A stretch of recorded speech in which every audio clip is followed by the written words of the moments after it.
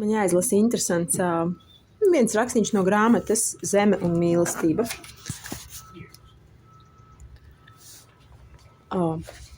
Par grumbām. Jau savas laulības jaukākajos gados Kārina bija domājusi par vecumu, baidīdamās no tā. Tad viņa bija vīru ļoti bieži zvērinājusi, lai viņš apsolās viņu mīlēt vēl tad, ja viņai, Kārīnai, parādīsies pirmās grumbas. Indriķis tad bija vai nu klusējis, vai smējies, bet kad sieva nedeva viņam ar savām bailēm un jautājumiem miera, viņš bija beidzot gandrīz noskaities, nosaucis sievu par muļķi, un kad tā viņam uz to atbildēja lielām raudām, tad paskaidrodams teicis: mīlestība padara aklu. Ja mīlam, tad mēs neredzam viens otru grumbas, un ja nemīlam, tad taču viss vienalga. Tas nozīmē, tu jau tagad domā mani drīz vairs nemīlēt, Kārīna raudādam iesaucās.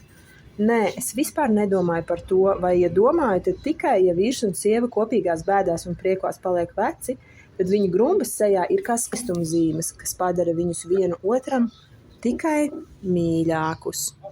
Bet, ja grumbas rodas arī citur, Kārīna prasīja un pati nokaunējās par savu jautājumu, tad sargies nāves bailēs, lai es tās citas grumbas neredzu, Indriķis smietamies atbildēja, un no šiem smiekliem Kārina tad bija nojautusi, cik ļoti viņa vēl savam vīram patika ar visu, kas viņai bija.